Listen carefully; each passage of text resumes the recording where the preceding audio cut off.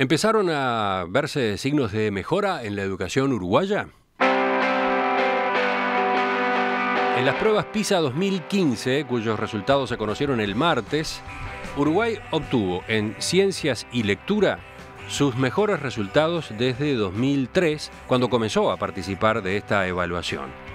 En el caso de matemáticas, si bien se consiguió una mejora con respecto a la medición de 2012, no se alcanzó la más alta performance histórica, que fue la de la primera vez. Igual que en otras partes del mundo, el informe PISA ha sido todo un tema de debate entre los distintos actores preocupados por la situación del sistema educativo, un sistema que sigue mostrando problemas y desafíos. ¿Cómo hay que leer entonces estas novedades? Ya tuvimos un primer enfoque ayer en conversación con Robert Silva, uno de los consejeros de la ANEP electos por los docentes, asesor además del Partido Colorado. Hoy retomamos el asunto y para eso recibimos al presidente del CODICEN, profesor Wilson Neto, buen día, y al representante de Uruguay en la Junta de Gobierno de las Pruebas PISA, el doctor Andrés Peri, que además es director de la División de Investigación, Evaluación y Estadística de ANEP. Andrés, también bienvenido. Gracias, un gusto estar acá. Una anécdota, la presencia de Peri en estudios en los días posteriores a los resultados de las pruebas PISA es casi un clásico ya en el programa, ¿no? Nos vemos una vez cada 3 años. Bueno, por lo menos una vez cada 3 años. Entonces, bueno, una pregunta personal allí. En el caso suyo, ¿con cuánta expectativa espera esta instancia?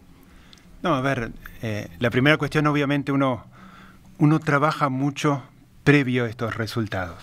Es cierto también de que nosotros estos resultados, hay que pensar que este es un estudio comparativo de 70 países. Hay una operativa tecnológica y metodológica detrás muy sofisticada para lograr comparabilidad y calidad en estos aspectos. De hecho, Uruguay siempre llegó a los estándares PISA. ¿Vieron lo que pasó con Argentina recientemente? Nosotros nunca tuvimos una cuestión de ese tipo. Sí, Argentina fue excluida.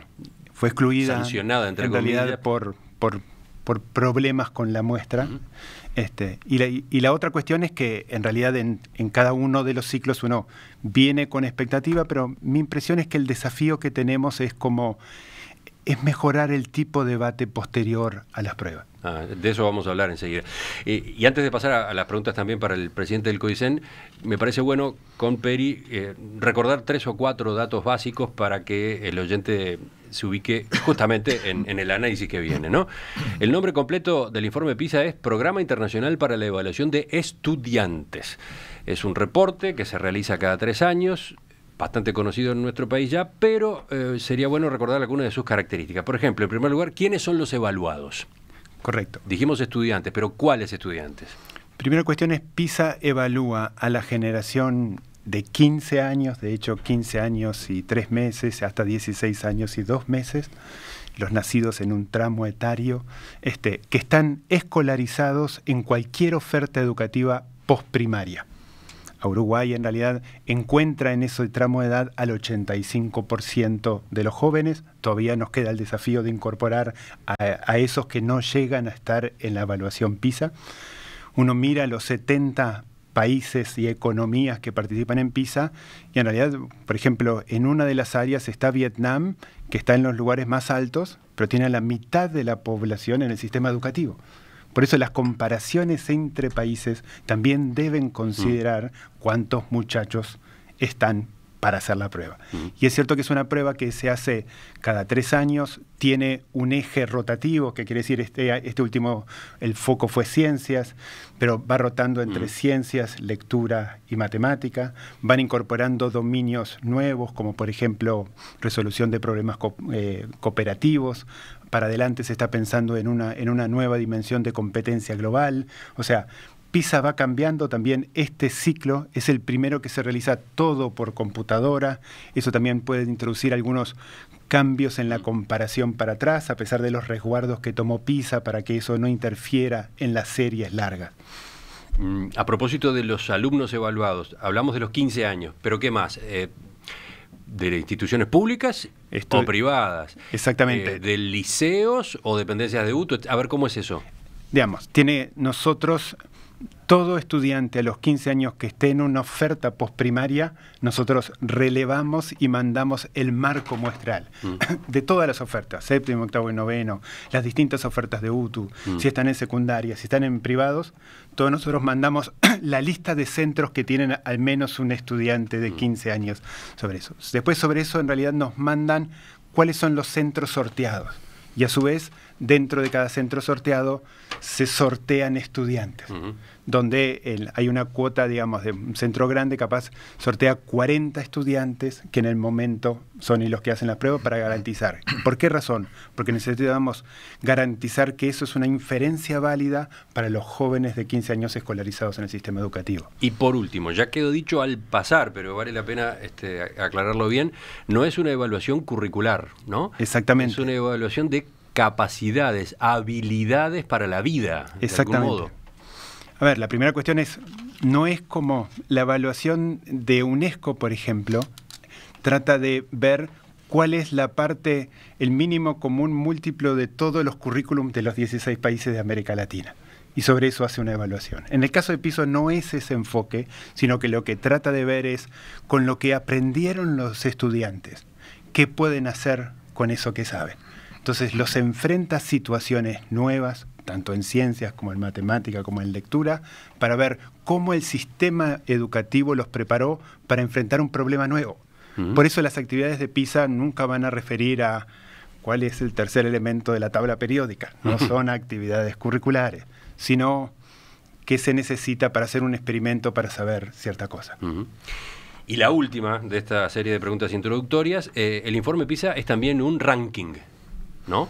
Entonces, ¿cuánto importa lo comparativo en una evaluación como esa? ¿La carrera es con los demás países o la carrera es de cada país consigo mismo? Para nosotros, desde la primera edición, siempre es contra nosotros mismos. La primera edición no podés porque no tenés serie para atrás, pero sí Uruguay ya tiene 5 dimensiones. Dos cosas con respecto al ranking. La primera cosa es, capaz uno mejora, pero aparece un nuevo país que aparece adelante y en realidad en el ranking baja. Por eso siempre hemos relativizado el ranking, porque en realidad me parece que los sistemas educativos tienen que mejorar con respecto a sí mismos. La segunda cuestión con respecto a los rankings es que lleva como una idea de competencia, ver quién es el que está más arriba, y nosotros tratamos de no entrar en ese tipo de lectura, porque hay muchas lecturas mucho más sustantivas de PISA que nos interesa focalizar. Profesor Neto, ahora sí, empecemos con usted también a plantearle preguntas. Lo mencioné al principio, Uruguay obtuvo en 2015 los mejores resultados en ciencias y lectura desde el año 2003, cuando comenzó a participar en estas pruebas.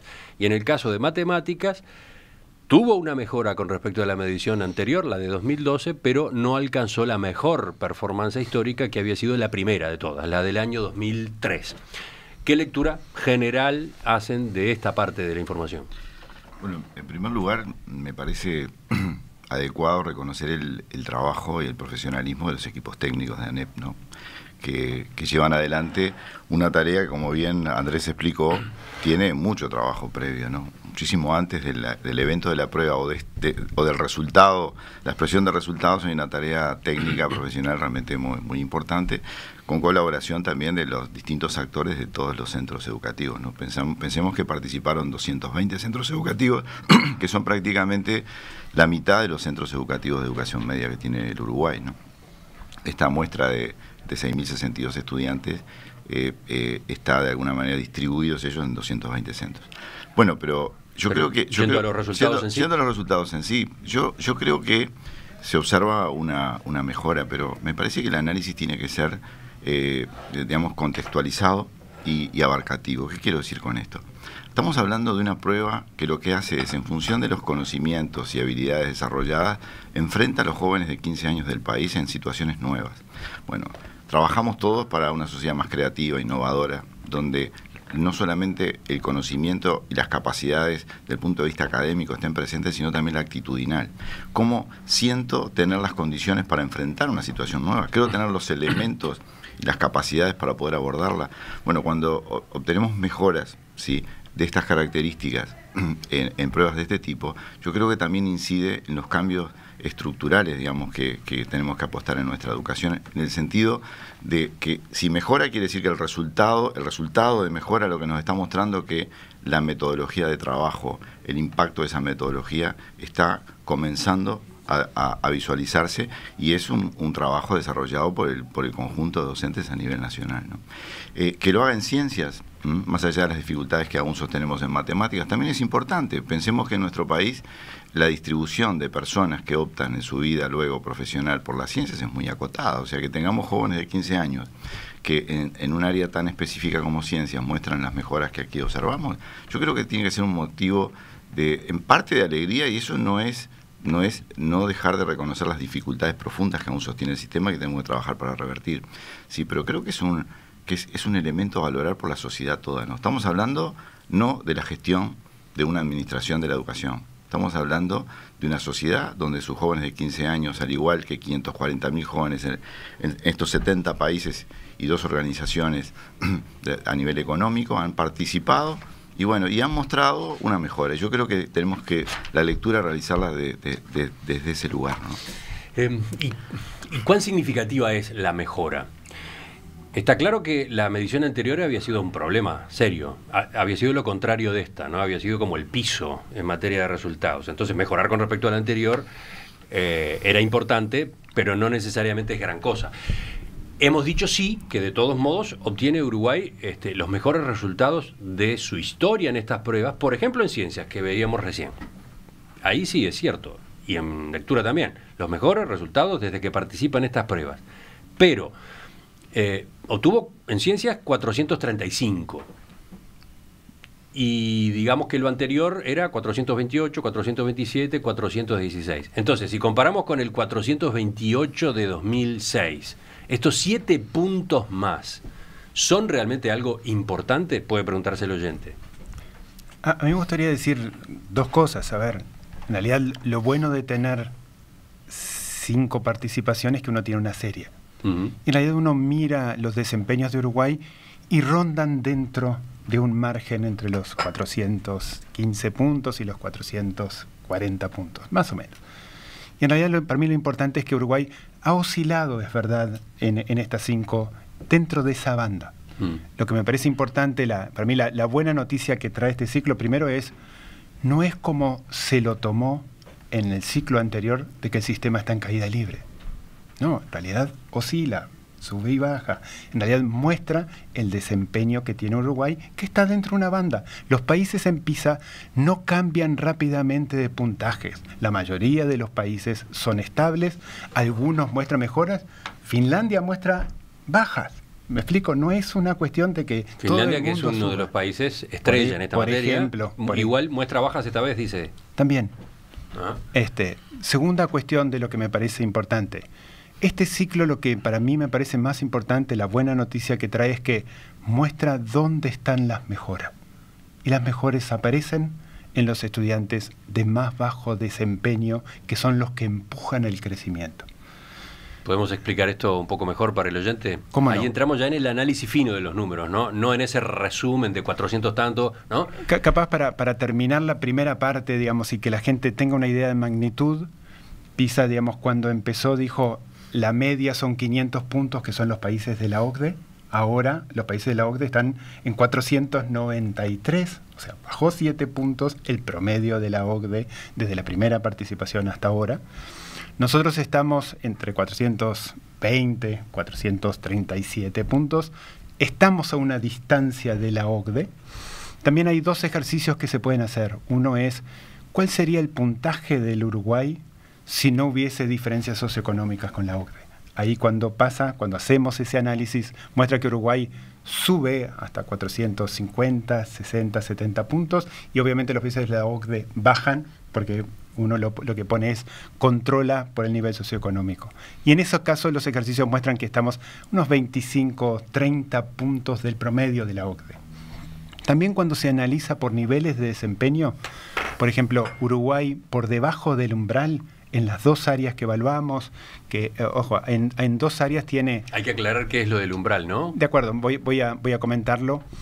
PISA define distintos niveles de desempeño que los describe, que puede hacer un estudiante de nivel 1, de nivel 2, de nivel 3, de nivel 4, tiene 6 niveles, y entonces en esa descripción de su capacidad cognitiva, después define el umbral del nivel 2, como el umbral de competencia para desenvolverse bien en la sociedad. Eso es lo imprescindible, digamos. Eso es lo que, por lo menos 2. Lo que toma por lo menos como nivel básico. 2. En realidad en los países, digamos, de la OCDE, hay un 20% de estudiantes por debajo del umbral. Nosotros tenemos el 40%, sí, tenemos el doble. Es una señal preocupante. Nosotros tenemos el doble de estudiantes, pero no es que en los países de la OCDE hay 0, porque me parece que hay que calcular las magnitudes. Por ejemplo, en el sitio de la OCDE muestra los países y dice los países por arriba del promedio de la OCDE, en el promedio de la OCDE y por debajo de la OCDE, y los países por debajo de la OCDE están en rojo. Hace poco fui a un programa y me preguntaron ¿por qué está en rojo Uruguay? Y en realidad cualquier indicador que nos comparemos contra 30 economías desarrolladas, vamos a estar debajo de ese promedio. O sea, por eso me parece que lo importante es tener un patrón de referencia, mantener la idea de la comparación consigo mismo. Yo creo que es importante ver también qué pasa a los vecinos regionales y también a los países de la OCDE, pero sobre todo me parece es aprender de la experiencia interna para proyectarse para adelante. Profesor Neto. Me parece que en este enfoque, y me parece muy relevante lo que Andrés plantea, de que no es esperable grandes cambios en las franjas en los países, sino oscilaciones. Tendrían que existir cambios de orden cualitativo seguramente relevantes para poder hacer tener un cambio abrupto en la banda a la cual se refiere, ¿no? Uruguay aspira a eso, sin lugar a dudas. Más allá de que la serie muestra que está en una banda, aspira a cambiar de banda, sin duda. Pero yo creo que como un gran resumen, en principio diríamos, el 85% de los jóvenes de 15 años están en el sistema educativo formal. Tenemos un debe enorme a trabajar en este periodo, alcanzando la meta que nos propusimos. Nos dijimos, todo joven de 17 tiene que estar en el sistema educativo formal o no formal al final de este periodo, monitoreado por la ANEP. Es un desafío. Hay un 15% hay un 15% que está fuera, que no está en la educación formal. Y no sabemos nada, entre comillas, de ellos. Hoy, no sabemos si en esta medición no aparecen, no sabemos qué habilidades tienen, etcétera, ¿no? Exactamente. O sea, no están dentro del sistema educativo formal. Sí, recién el año que viene vamos a tener la información suficiente para poder ver la educación no formal y otras formas de organización donde oscilan o participan nuestros jóvenes y realmente los sistemas de información han sido muy débiles hasta el momento. Pero bueno, el 85% de los alumnos de 15 años están dentro del sistema. Una lectura importante, cosas para corregir, profundas a corregir. De este 85%, el 60% está en el grado modal, está en el lugar esperable. No ha tenido ningún fracaso en toda su trayectoria educativa. La contracara de eso es que el 40% el 40% no. En ese 40% tenemos un 20% en tercer año, un 10, un 11% en segundo y un 9% en primer año. Estamos hablando de repetición. Estamos hablando de repetición, estamos hablando de desvinculación y revinculación. Estamos hablando de los problemas graves que tiene el Uruguay en educación y que tenemos que trabajar para revertirlo. Eso no tiene ninguna duda. El problema está en que los niveles más altos, los niveles 5 y 6 más altos de esta evaluación, permanecen estables. Los niveles más bajos... ¿Qué quiere decir que permanecen estables? Estables quiere decir que no han tenido una mejora en esta evaluación respecto a las anteriores. Ahora, los más bajos han tenido una mejora importante. Perdón, eso, cuando estamos hablando de altos o bajos, acá estamos hablando... de desempeños. Desempeño, no de nivel socioeconómico. No. Bueno, hay una relación. Hay una relación entre ambos, pero acá estamos leyendo por nivel de desempeño. Nivel de desempeño. Los niveles de desempeño más altos sostienen, digamos, el porcentaje de jóvenes que llega a los niveles de desempeño más altos están en un orden similar. Ahora, los niveles de desempeño más bajos, este porcentaje de jóvenes disminuyó en los niveles de desempeño más bajos. O sea, aumentó el nivel de desempeño y eso disminuyó la brecha. Pero además, si no tomamos el nivel 5 y 6, que son los más altos, que quedaron estables, si tomamos el nivel 4, el nivel 3, el nivel 2, el nivel 1, ahí existió un corrimiento importante de todos los jóvenes. O sea, todos mejoraron y eso permitió disminuir la brecha. Pero hay algo importante. Si bien es verdad que los chiquines que están en primero con 15 no tienen el mismo puntaje que los que están en cuarto año de liceo o en primero de bachillerato, ¿sí?, que es el grado modal, lo esperable, lo que sí es cierto que estos chiquilines que están, los que más mejoraron son los que están en primero y segundo, con 15 años. Mejoraron la calidad. O sea, que están fuera del grado en que tendrían que los estar. Los que están fuera son los que más mejoraron. Pero esos son los que más mejoraron. Son los que más mejoraron. Sí, hay propuestas, por ejemplo, que mejoraron 50 puntos. Pensemos que 60 puntos es un cambio en la franja de desempeño, para tener idea. Bien, ahora, ¿qué es lo que pasa? Si nosotros miramos el 60% del 85% que está estudiando, que está en el primer año de bachillerato, donde deberían estar todos, ¿sí? Ahí vemos que el puntaje promedio de estos chiquilines es 471 puntos. 471 puntos y 493 puntos, que es el valor promedio de la ODE, están en la misma franja de desempeño. Por tanto, también tenemos que ver que es importante acompañar, o el sistema, digamos, modificar estructuras respecto a la repetición, respecto al rezago, buscando y desafiando no encontrar acompañamientos para que los jóvenes estén en la edad biológica, en el grado que teóricamente deberían estar, que es una de las grandes dificultades sí, lo que el informe muestra, dice usted, es que quienes están en el año en que tienen que estar tienen relativamente mejores desempeños. Sin duda. Y hay que buscar eso entonces. Y que su desempeño está... A ver, saquemos la idea de ranking, no nos interesa participar en eso, pero está en 471 puntos, comparado objetivamente con los 493 de la ODE, eso está está en el intervalo de un mismo nivel de desempeño. Y ahí es donde están los chiquines que en la edad teórica, ¿sí? se encuentran en el lugar donde deberían estar todos. Yo creo que es un gran desafío que tenemos por delante el hecho de cuestionarnos desde el punto de vista institucional, pero también a nivel social, ¿no? El valor de la repetición como una herramienta pedagógica que obviamente no tiene los resultados esperados y que de alguna manera no permite, digamos, el flujo natural, normal, donde también interpela el sistema, pero interpela también a las formas de organización y los acompañamientos que estemos dispuestos a brindar para que ese proceso se dé, no con los docentes en soledad, sino con equipos técnicos que permitan llevar adelante un acompañamiento mejor al que se está desarrollando. ¿Este es un hoy. debate que para usted se abre a partir de este informe PISA 2015?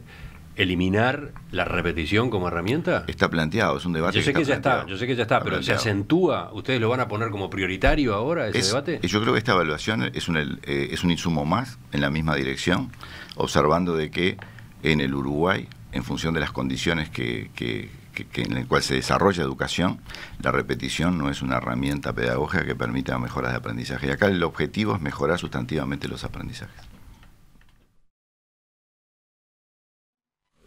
Otra pregunta que me gustaría plantear antes de la pausa es la siguiente.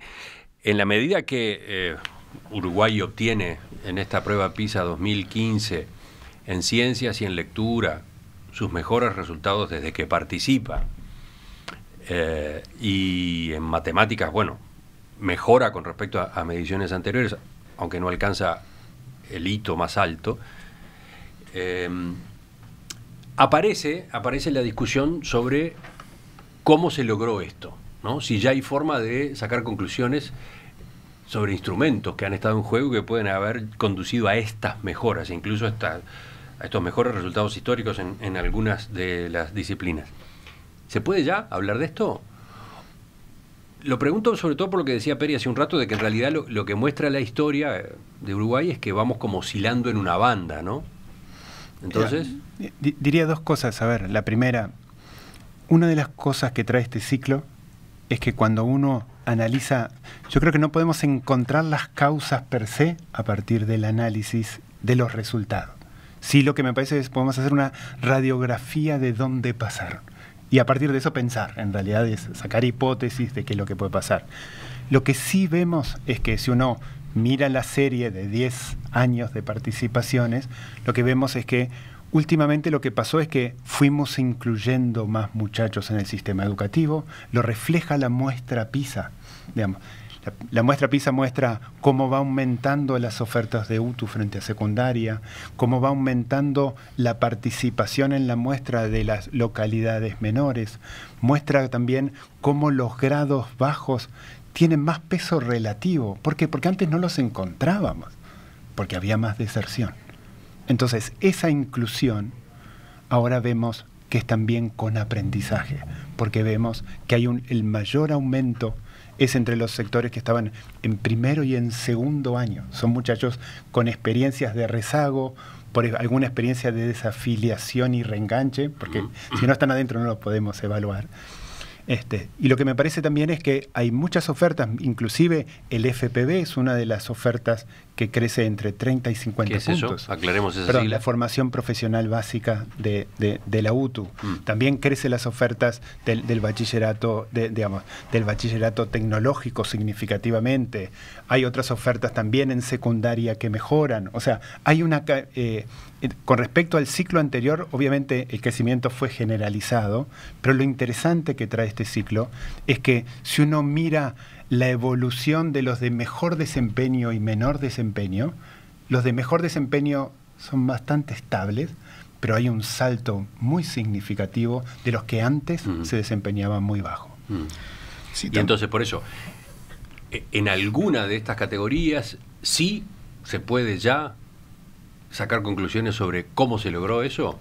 No diría, yo por lo menos lo que muestra es que en esta discusión... Porque estamos todo el tiempo debatiendo reformas, ¿no? Que hay que reformar en la educación uruguaya para mejorar, etcétera. Que en la discusión pública, había una cuestión que decía, los meten adentro pero no aprenden nada.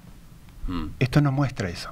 Lo que muestra es que han aumentado las capacidades cognitivas de los muchachos en estas ofertas que eran de vulnerabilidad, que un muchacho todavía está en primero de media con 15 años, está en una situación de vulnerabilidad educativa muy grande.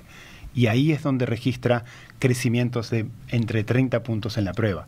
Lo que necesitamos es que sus habilidades cognitivas sigan operando, porque en 3 años es un adulto.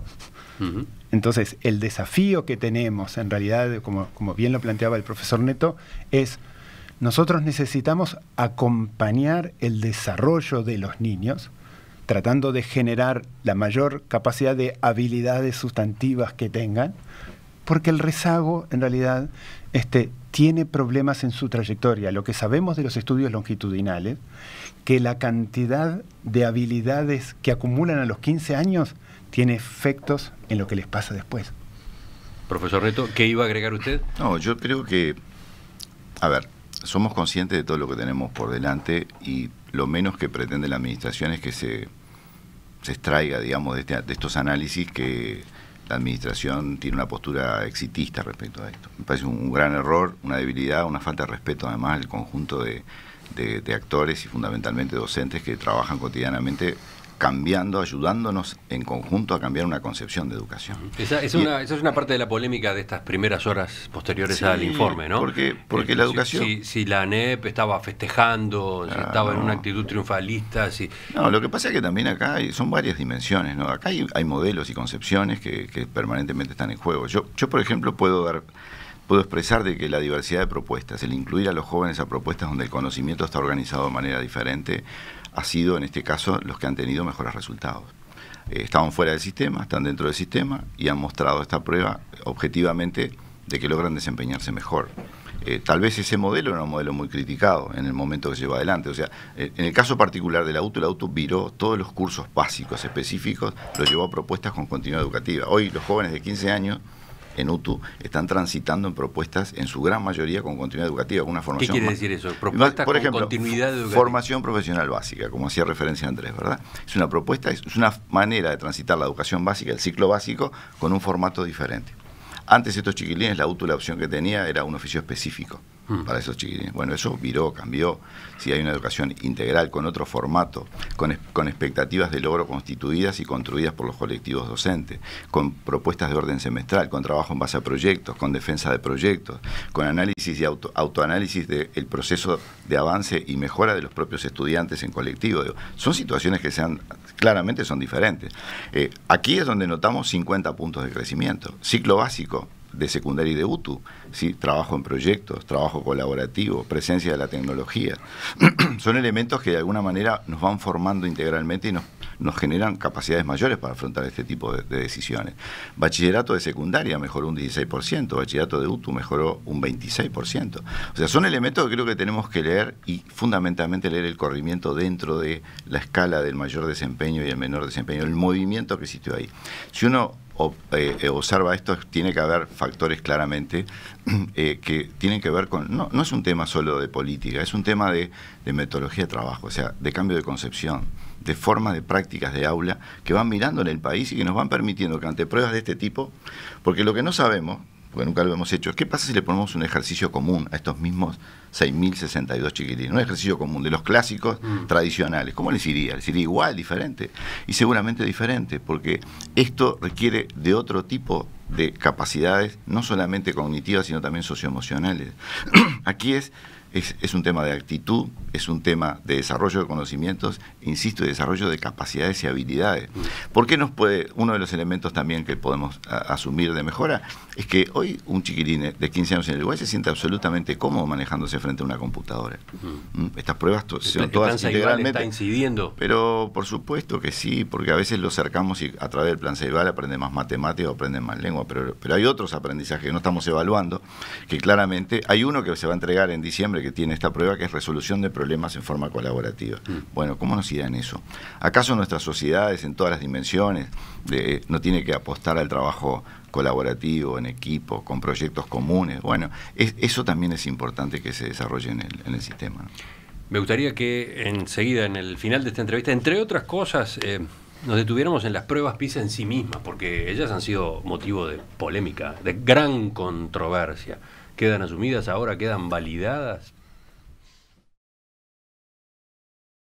El informe PISA 2015 ubicó a Uruguay entre los primeros lugares de América Latina junto a Chile, pero además significó la mejor performance de nuestro país desde que adhirió a ese programa de la OCDE en 2003, particularmente en 2 de los capítulos, ¿no? En lectura y en ciencias. En matemática todavía tenemos un antecedente mejor, que es el del año 2003. ¿Qué deja entonces este reporte? Lo estamos conversando esta mañana con el presidente del CODICEN, Wilson Neto, y con el doctor Andrés Peri, representante de Uruguay en la Junta de Gobierno de las Pruebas PISA. Yo dejaba planteada una pregunta antes de la pausa. ¿La ANEP tiene ya una opinión formada sobre la validez, la utilidad de las pruebas PISA? Y lo digo teniendo en cuenta toda la controversia que ha rodeado estos informes. Para muchos, dentro del sistema educativo, en sindicatos de la enseñanza o incluso dentro del propio oficialismo, las pruebas PISA son una mala palabra de algún modo, ¿no? Entonces, ¿ahora qué pasa? ¿El CODICEN, las autoridades las asumen, las validan, las toman en cuenta? A ver, Uruguay participa, los países de la OCDE participan por ser países de la OCDE, son 35 países. Hay más países asociados para aplicar la prueba, de hecho la prueba se aplica ahora en 72 economías. Es la investigación comparada más rigurosa y más extensa que existe hasta el momento. Hay algunas otras que tienen otros enfoques, por ejemplo, TIMSS o PEARLS, que son investigaciones que hace la Asociación Internacional de Evaluación. Pero a mí lo que me parece interesante es, primera cosa es, uno participa porque quiere, nadie lo exige. Lo que ha pasado hasta ahora es que cada CODICEN que ha habido desde el primero hasta ahora ha ratificado sobre la importancia de participar. Pero antes de seguir escuchándolos, les propongo que repasemos lo que decía ayer el profesor Robert Silva, integrante del CODICEN, electo por los docentes. El país tiene que definir, ahora que parece que más o menos en líneas generales estamos en consenso de que las pruebas son una herramienta, tiene que definir si efectivamente va a constituirse como una herramienta que sea auxiliar, una de las tantas, para eso que hablábamos de establecimiento de política o de medición de calidad del sistema educativo. Porque hasta ahora, y a mi criterio, esta es una opinión estrictamente personal, yo creo que que estábamos entre posiciones, bueno, vamos a hacerla porque está mal que no las hagamos, y hay un sector importante que opina que está bien hacerla, y bueno, vamos a hacerla, pero no hagamos mucha ola porque generamos discrepancia en otros sectores que no están de acuerdo que las hagamos. Entonces ahora... ¿De algún modo pasaba esto, profesor Neto? Yo creo que, por lo menos, desde que estamos con esta responsabilidad, yo creo que en este tema me parece que hay que separar 2 dimensiones de esta temática. Primero, las autoridades de la educación, la sociedad toda, quiere que sus jóvenes a los 15 años desarrollen capacidades, habilidades que ante una situación nueva sientan tener elementos para abordarla e intentar resolverla.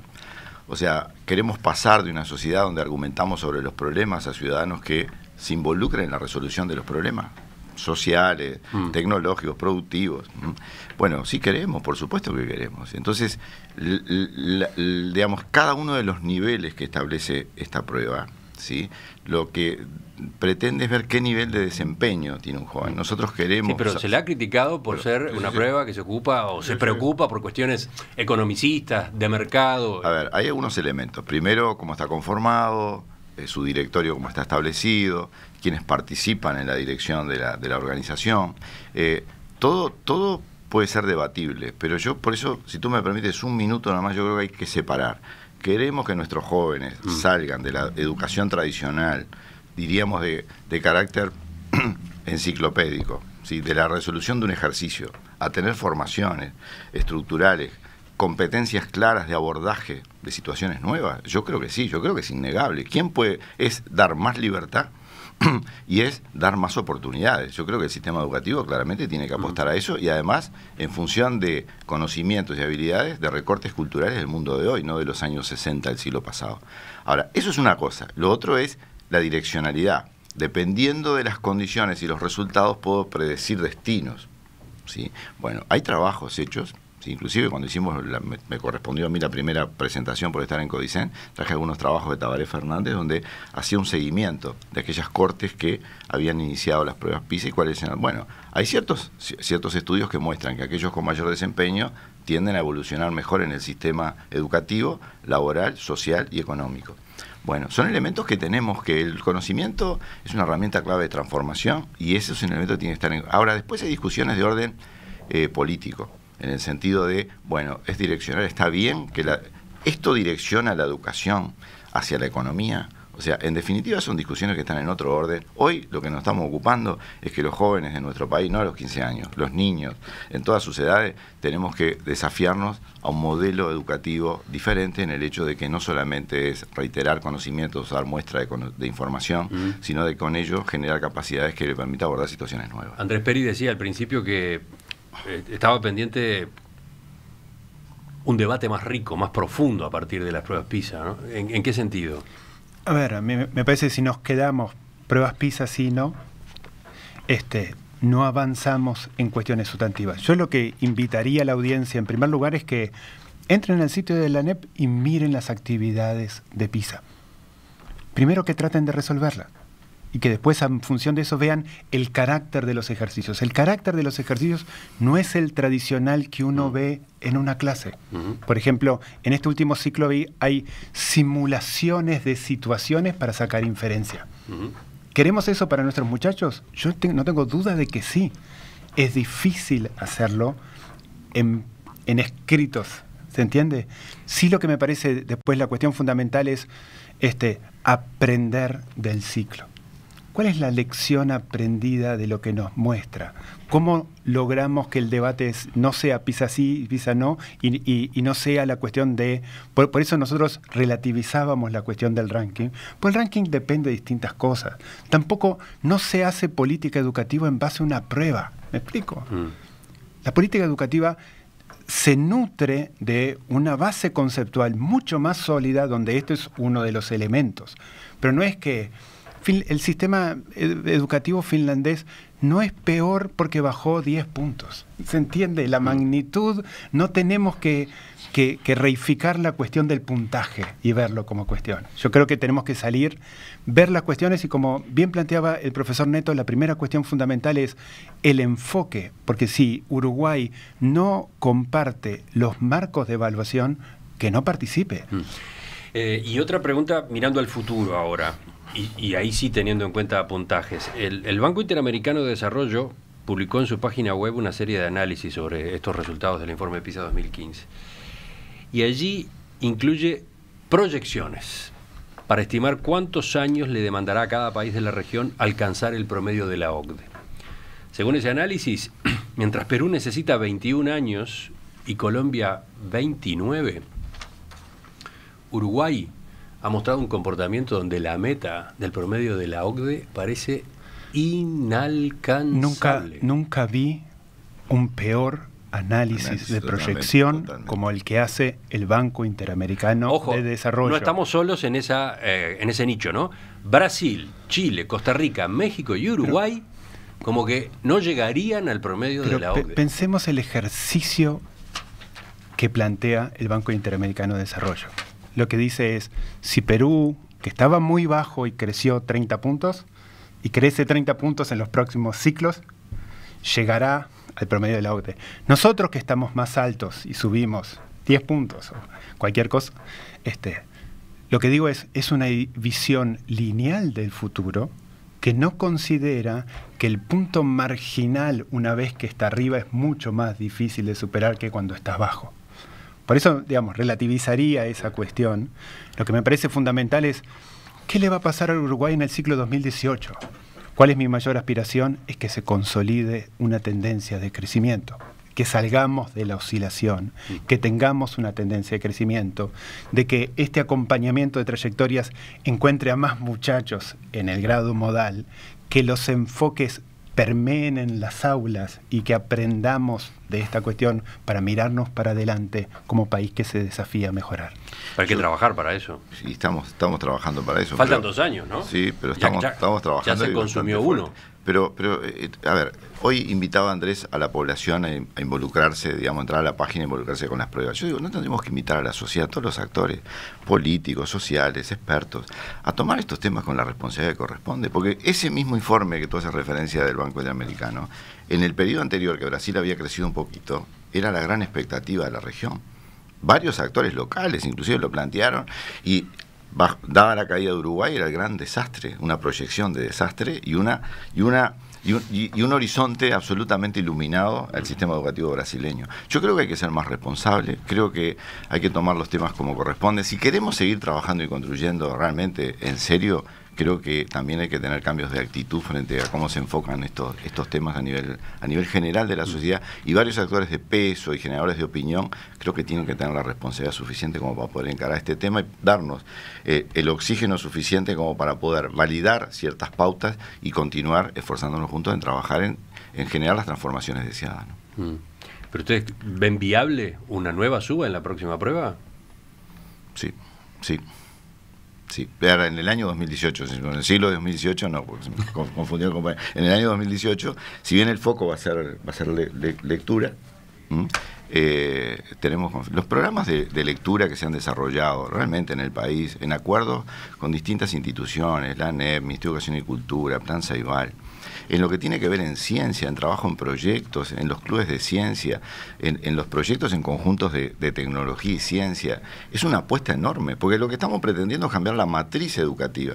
Pensemos a nivel terciario, tenemos un porcentaje acotado de gente que transita por él. La mitad en la ciencia que diríamos humanística. La cuarta parte, ¿sí?, en ciencias de la medicina o tecnología médica, y solo la cuarta parte en todos los otros elementos pujantes y de desarrollo que necesita el país. Tenemos que de muy pequeños profundizar en el área de la matemática. Eso no quiere decir dejar detrás el arte, ¿sí?, ni dejar las ciencias sociales detrás. No, quiere decir que tenemos que contribuir a distribuir de manera distinta la matriz a nivel educativo, a nivel nacional. Hay una cosa que sabemos en educación, es que si uno no tiene altas expectativas, no hay mejora. La profecía autocumplida, en realidad, como plantean desde otros campos, es muy importante. Profesor Wilson Neto, presidente del CODICEN, doctor Andrés Peri, director de la División de Investigación, Evaluación y Estadística de la ANEP, gracias por acompañarnos esta mañana.